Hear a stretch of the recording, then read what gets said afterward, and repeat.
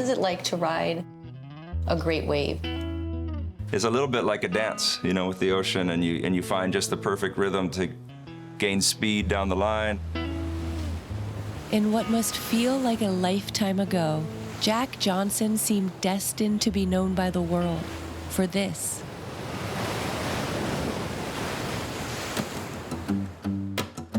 But these days, the 47-year-old is best known for this. How can you be so certain that you're the one flirting with fire? I never dreamed I was gonna have a musical career. It was just one of my favorite hobbies. It was like surfing first, and when the waves were drunk, I'd play guitar. If not, a lot has changed. Now an internationally acclaimed musician, Jack released his 8th studio album, Meet the Moonlight, in late June. No one sees face to face, so I think it's healthy to wonder, how did I get here, and do I even deserve to be here? There's so many little lucky, weird things along the way that just lead up to it. All been said, never mind all the noise going through your head.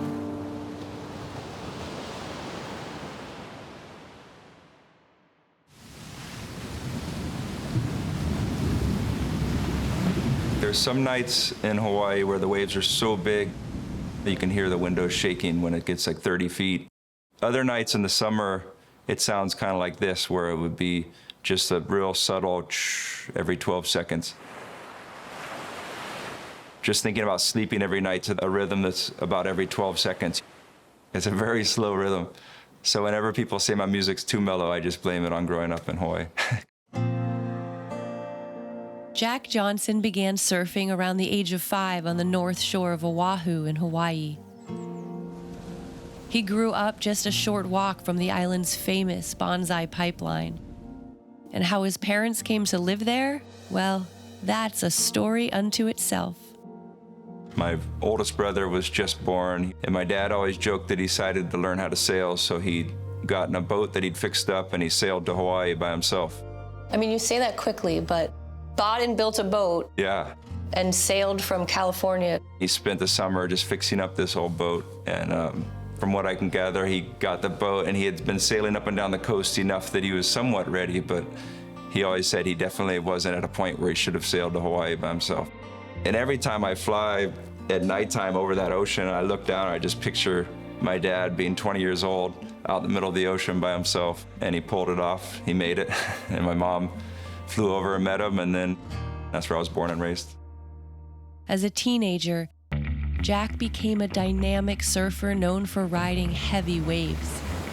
In 1992, at the age of 17, he became the youngest surfer ever to make the finals of trials at the famed Pipeline Masters, where he competed to earn a spot in the main event alongside his close friend and future surfing legend, Kelly Slater. Nobody surfed more than Kelly. We were teenagers. Even if the waves were horrible, he just always wanted to surf. It could be raining, pouring, there'd be nobody around, no cameras or anything, and he would just want to surf all day.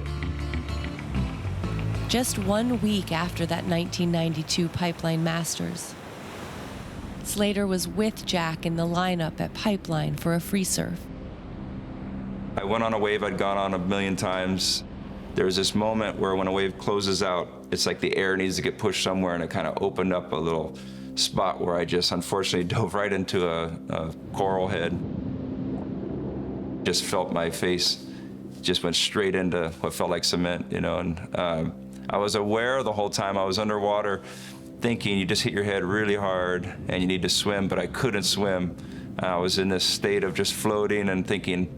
And then at some point, I just decided to take a breath, and I was underwater, and when I sucked the water in, it woke me up, and I got to the surface, and then just felt around, and I felt no teeth, and I felt kind of my finger went up into this spot in my head, went to like sort of this gaping hole. Jack lost several of his front teeth and needed more than 150 stitches. How's your head?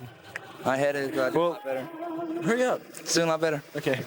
Jack, I wanted to know why you told everyone that that wave you hurt yourself on, why you told everyone that I said you won't go on that. Why did you do that? You trying to make me feel bad? I didn't tell anybody that, Kelly. How does that moment fit into the trajectory of your life? You know, it was a pretty major shift in my life. Looking back, I think I also wanted to write off that it wasn't that close to a near-death experience, but when I think back, it was definitely, I was drifting underwater, losing consciousness, and it was, yeah, it was pretty traumatic, I think. But it was funny how the next few months I wasn't able to surf much. So my mom was really sweet about giving me a lot of these tablature books that I could learn how to play different guitar songs and stuff. I think it was a good little wake-up call of like, well, maybe I will just follow that, that college path.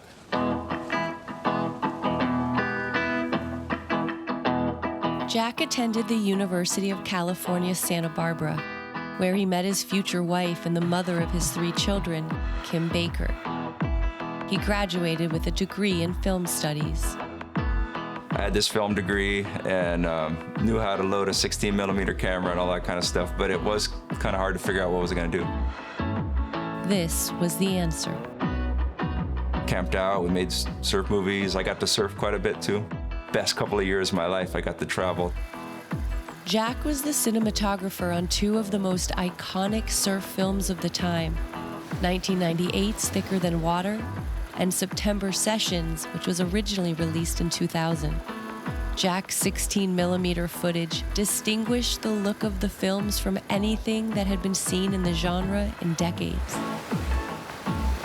I could just kind of roll. Granted, whenever you roll a 16mm, it's like brrr, super loud. So I'd have to, sometimes I would try to always use longer lenses and get further back. But it would be the soundtracks from those films that ultimately would change his life. We always had guitars around. I was writing songs on the trips. So when we were doing the edit for September Sessions, we had all the songs in place. And then right at the end, there was a song that we weren't able to get the rights for. And luckily, everybody who was involved with making the film were like, put that one, F Stop Losing, that you wrote on the trip. My instinct was like, no, I'm the filmmaker. It seems weird to like be pushing my own music in a film. And it's funny thinking back that I would have been fighting it, but for a moment I was like, I feel weird putting my own voice, you know, but it was like, you gotta do it. Hermit crabs and calorie shells crush beneath his feet as he comes towards you. He's waving at you. After that film came out, I'd be surfing a spot. There'd always be like a teenage kid or somebody in their 20s would come up and say, hey, are you gonna play anywhere in town? You know, I love that song, F Stop Blues. And I kind of had this little following then where I could almost like fill up a living room in any surf town because of that movie. Look who's laughing now that you. People like Ben Harper started hearing it from that group of friends sharing the music. And then Ben invited me to open a music tour with him way before I was ready to. And it was just because he was a fan of our surf movies and I was a fan of his music. And that was kind of the beginning of it all.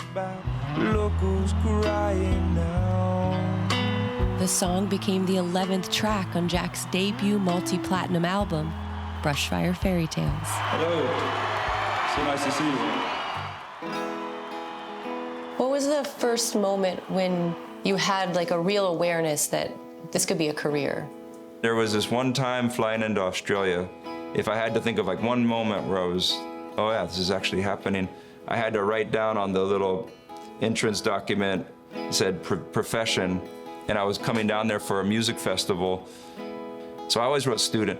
And then this one time I was like, oh, I guess I have to write musician. I remember even writing the M and then like being like, am I writing musician down right? I wrote musician down. I guess that's my career now, you know? And like, that was kind of this moment that always stuck with me, is like the time where I was admitting to myself that this might actually be happening. I might be a musician now. But he remains a surfer at heart, still catching waves at his home on the north shore of Oahu, still falling asleep to the rhythm of the ocean, 12 seconds at a time. It calmed down. His career a constant reminder of where a wave can take you. A lot of emotions when I think back to that era and surfing. It's hard for me to analyze and figure out everything that happened from that point, but it was definitely a big shift. I didn't realize it, but yeah, the experience of doing the filmmaking, it all led to where I am today, so. Come over here, let's calm